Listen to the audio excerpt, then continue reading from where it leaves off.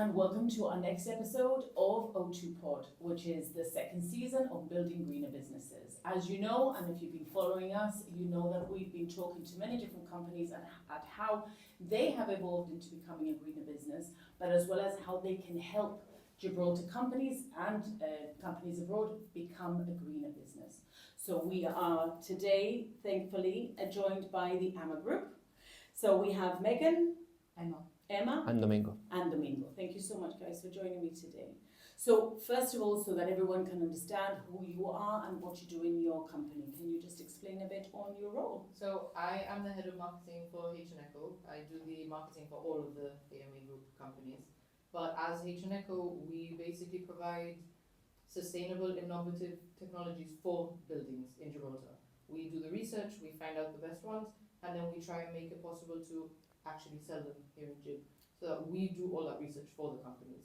So they are, so to explain, is any sort of sustainable sort of... We find the ones that we obviously think that are the best, and then we partner up with those companies. We don't sell all of the products, but we have five we believe at the moment, and we feel strongly about them. So we try and promote those to people. Okay, so we'll go up and to more specific products so that we can go for it.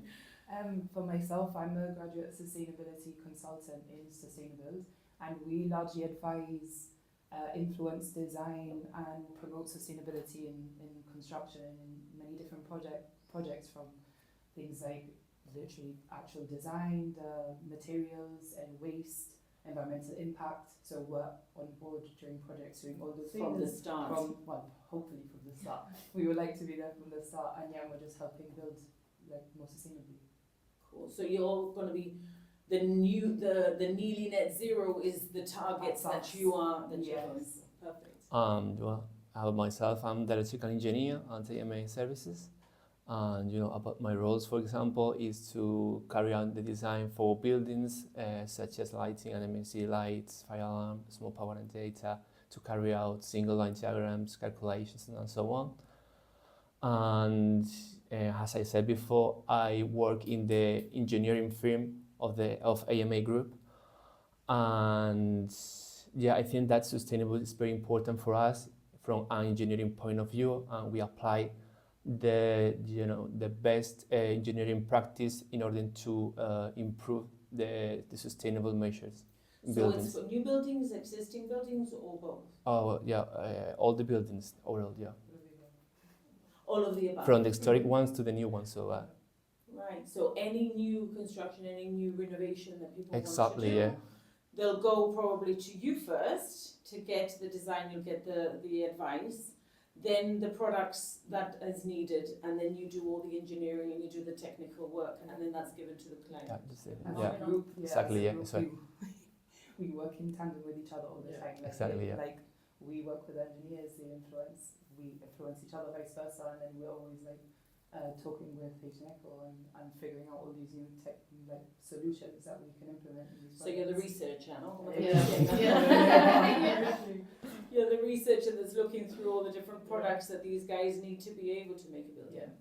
That's really interesting. I mean, it's great to see a company evolve, because I know we spoke to AMA in the first season, and it was very focused on how they, and how you guys, are becoming a sustainable company.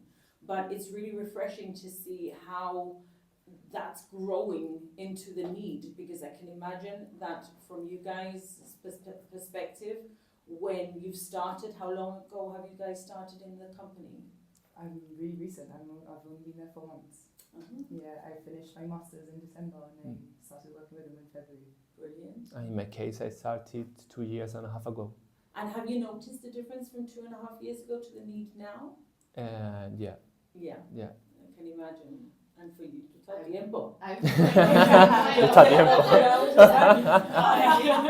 did summer jobs before when I was younger, so it seems like I've been there longer, but officially going on 2 years now. So, right. Yeah. Still a bit. But still noticing differences, obviously, 100%. and how the company is growing. Yeah. And so what do you guys see the need for in Gibraltar the most? What is it that is giving you the busiest? What are clients looking for? Well, as you pointed out before, the whole net zero targets, it's all, you know, there's loads of global frameworks pushing towards reducing carbon emissions and things like that. So net zero is an aim globally, literally by 2050, if I'm not mistaken, with things in terms of the Paris Agreement. So it's promoting all this more sustainable construction. And for us, that's a lot of work because you have to do all these predictive EPCs and as-built EPCs to ensure that there is a renewable source of energy and that we're offsetting a lot of the carbon that it takes to build the actual property and whatnot. So that is like a really big driving force to what's needed in So how are you guys offsetting? Any sort of, are you helping the clients do that? Yeah, well, we consider loads of, we mainly consider PV, which are photovoltaic panels, which is they're taking the light energy and they convert it to electricity. We also have thermal ones as well, where you can heat up your hot water, and technologies like that is one of the best ones to implement in Gibraltar, especially with how sunny we are as well. So it's really relevant, yeah. So the best way to offset is by not to use it in the first place. Producing your own one would be Yeah, the Yeah. Trying to become as energy efficient as possible so Yeah, that you don't exactly. have to offset. But do you guys have any sort of campaign or something in-house that can, you know, offset any other, I mean, there's obviously going to be greenhouse gases being used, and, you know, your carbon footprint is, even though you keep it to the minimal, there will always, unfortunately, be some sort of footprint. Mhm. Is there any way that do you guys sort of give the client a help on that and how they can, you know, offset any carbon that they might have? Well, obviously we have the products, so we sell them. Look, we've got the Naked Energy, for example, which are PV panels that not only create energy that you can use, but they heat up water already. So you're already taking that energy that you would need from the grid and producing it yourself with these photovoltaic panels, which helps. Now, it is obviously expensive and we have to think about those things later, but there are many solutions that you can implement that could take you to almost zero. Like you say, you're never going to be fully at the zero, but if you can already reduce that by a lot now with so many different types of technologies, we even have the rainwater harvesting, stuff like that. It's stuff that you can reuse the things, and not just energy-wise, water-wise as well. There's grey water recyclers. Like why just have a shower and then waste that water that goes down? You could use it again for irrigation, for whatever. There's loads of things that you could use it again. There's even So- processes to collect like the heat from that you use in your shower to then collect the heat and actually transfer it to reheat your water rather than just wasting it down. I have to say that I'm going to completely reiterate what I've just said here with the fact of that there's always going to be a footprint, because to be honest, we know that there's net zero buildings around and there's actually net plus. Yes. You know, that people are giving back energy to the grid from the building is so efficient Mhm. that, you know, you're actually giving back to the grid and you're in a plus on it. And I'm guessing that these are the products that you're talking about. So can you tell me a bit more about them? So we've got 5, potentially could be 6. I don't know if I'm skipping, but we've got parents, which are, it's basically solar lighting brought inside the building. So instead of using your LEDs or anything like that, you've got these receivers at the top of your building. It takes up all of the sunlight and it transports it deep inside, even if you're going to a basement, wherever. And it has natural lighting, which is obviously better for you as a person. You're actually getting the benefits of being outside, inside. So that will take out that energy. Then you've got the XIFO, which is, as Emma said before, the shower heat recovery. You place it under your shower or your bath, and all of that hot water, that heat, then gets transmitted to the cold water coming in. Obviously 2 separate pipes, the waters never mix. Yeah. But the hot water coming out heats up the cold water going in, and you're already reducing that energy needs. Wow. Mhm. It's really good. It's very good, and that's for the average household. Anybody can have that in their So house. if I was to put that in my house, it's obviously I need to talk to you guys before I like sort out my bathroom. Yeah. Right? Yeah. Yeah. That's something to think about renovation, you know. I mean, if you're thinking about it, you're like, I know who I need to talk to if I'm going to renovate my bathroom. Absolutely. And there's new buildings coming along all the time. Is it for the individual owner, or does it have to be in the full building sort of construction? Depends on product. The XIFO, for example, can be in your house. You don't need to do that in the process with the whole building. You can just buy one, put it in, and you're done. Mhm. Brilliant. It's the same equivalent of 2 solar panels. and it's passive. It's got no It just electric. happens. You literally just put it in, and it just does its job with no need of electricity or anything. It's just doing it. Wow. It's fantastic. That one's honestly one of my favorites. Then you've got the Janak, which obviously I've spoken to you about it before.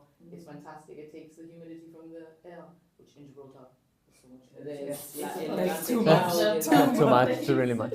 And we all hate it, but if we had these sort of machines, I think we would all love it, right? It's like a fancy dehumidifier. Yeah, yeah. And it just filters the water, it cleans it, and then you can drink it. So it's fantastic. It reduces plastic waste from all the plastic bottles. So everyone prefers bottled water than tap water. At least I do. But you get this machine that does everything for you, and you just drink it from there. It's fantastic. Honestly, Is it it's great. cold water that comes out? You or can is do it cold natural? or hot. It's great. The It's- machine does whatever you It's want. like a normal sort Yeah. of like gym sort of. Yeah, exactly. Exactly like that. Actually. Exactly like that. And But there's even tabletop Yeah. smaller ones as well that you can actually put on, Yeah. on your table in like your kitchen, for example. And instead of maybe like going to your fridge to like collect water, you just go there. yeah, no, It's really cute. it's very good. It's very interesting. No, pero que me gusta lo de kitchen. Sí. Estoy pensando, digo, yo no tengo sitio en mi casa, pero yo tendría sitio para ir. Everyone has space for it, for sure. That's great. You see, that's amazing. Then we've got the hydro loops, but that's that needs to go in a building. Yes. Yes. That's the construction. Yeah, side. yeah, exactly. Yeah. From my side, yeah. And that does what I mentioned before, where it recycles that grey water that you're already using, and then you can use it for irrigation, for topping up your pool, for just anything that you might need water for later. That you wouldn't shower with it again. But Yeah. you could definitely use that water twice. Mhm. Yeah. So that's what the hydro loop does, and you can put it in cascades and everything. It can. I mean, for a whole building, you know, an estate that will have greenery to maintain and will have areas that you need to clean, like Exactly. communal areas and things like that, roads and things like that. Yeah. I actually It's something think that is needed. You Yeah. can say, why am I not using And the even like- water? even And stadiums and stuff like that, I find, like, how many people have showers when they go to a stadium because you've got a football match or a hockey match or whatever. You're gonna shower after. Use that water again and then use it to water the pitch later. Like, it's stuff that you can use not just for an actual building where people live or where there's offices, but Communal areas. yeah, communal areas Mm. for the public as well. And that machine would clean the water from any sort of chemicals used Yeah, in the shower, yeah, of yeah. course, no? Because Yeah. I'm thinking like plantas. No, no. Lo tengo que preguntar todo, Yeah, no, no, soy it's súper. It's so clean that if you wanted to drink it, You you probably could, but could. they haven't. Don't. They haven't taken said. that step. But yes, Yeah. it's completely clean. Yeah. It's fine. Right, And then let me think what's that? The naked energy, right, which are the PV panels. right. They I have- love the name. I know. I know. I like it. No, that's really good as well.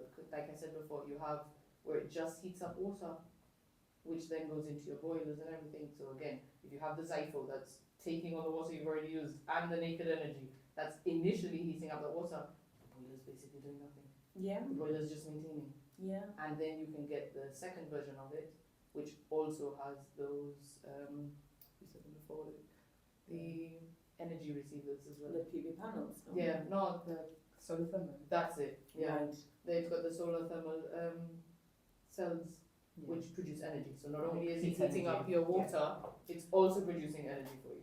Mhm. There's So that's electrical quite and good. heat energy, depends on what you're looking into Yeah. and what you want to have in terms of renewable, what you want to produce. So if I was to create a building Yeah.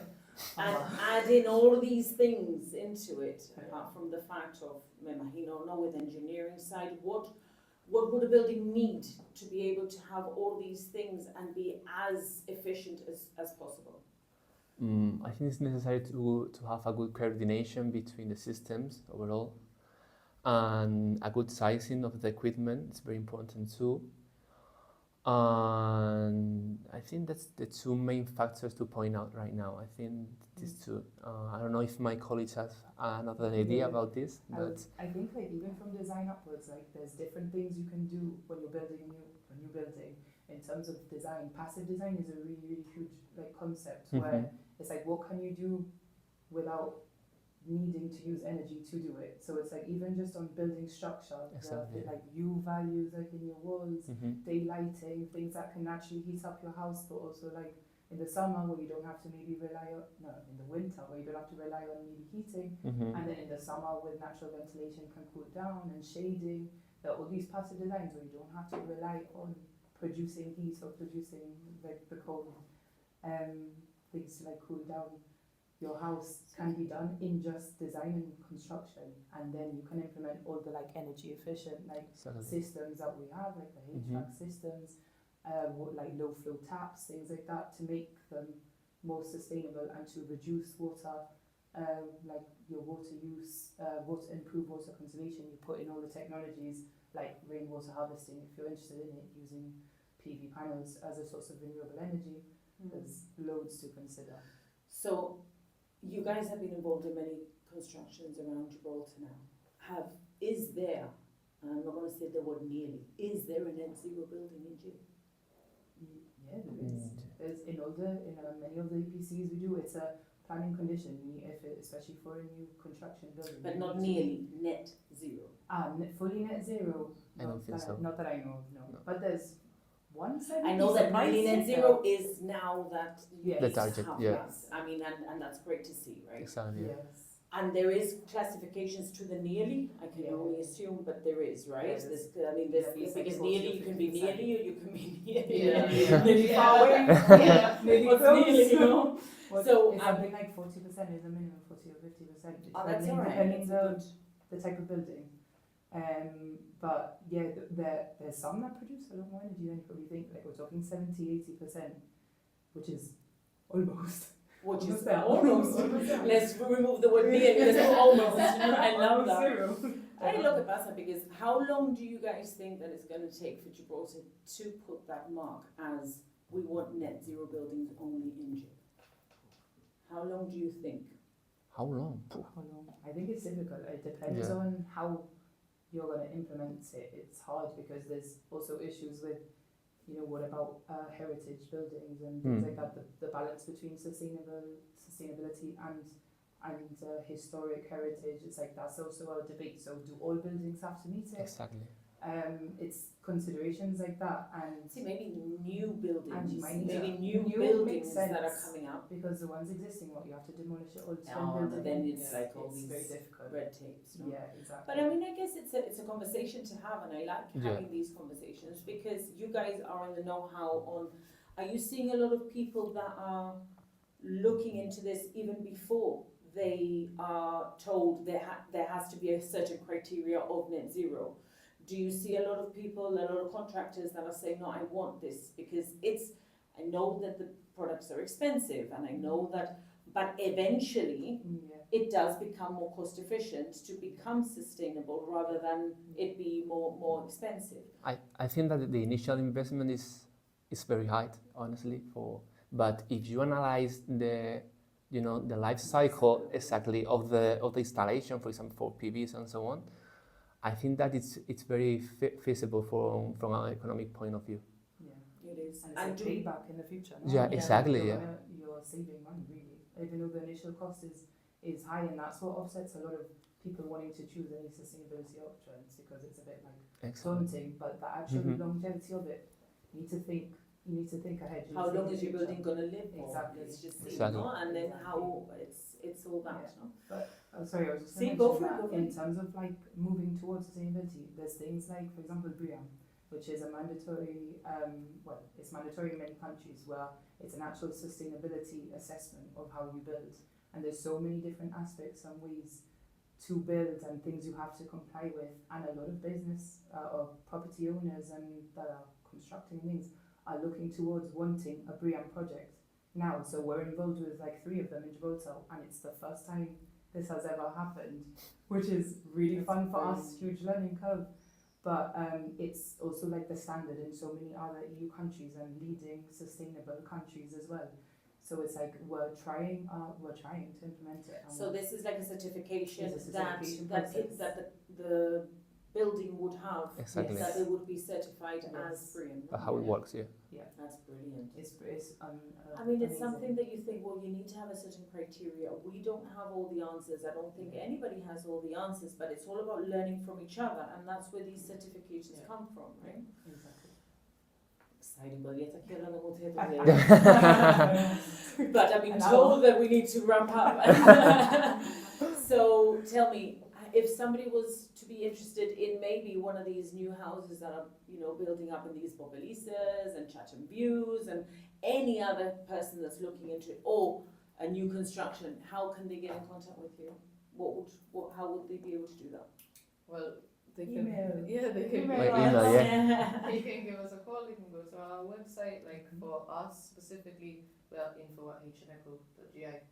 Very simple. Info at sustainable.ga. Yeah. Sustainability. I'm freelance AMA Group. We're in CKMALTD.com, and this is our And is website. there a Contact us. website Yes. that you guys can, and that website would cover you guys Yes, in all of us. general, Yeah, yeah, all which of is us. the We've AMA got group, yeah. HNECO, AMA, AMA Sustainable, but we also have an AMA group. Yeah, website, Yeah, so you we can form find AMA us Group, in yeah. A few ways. brilliant. Whatever. Thank you so Thank much for you. joining me, guys.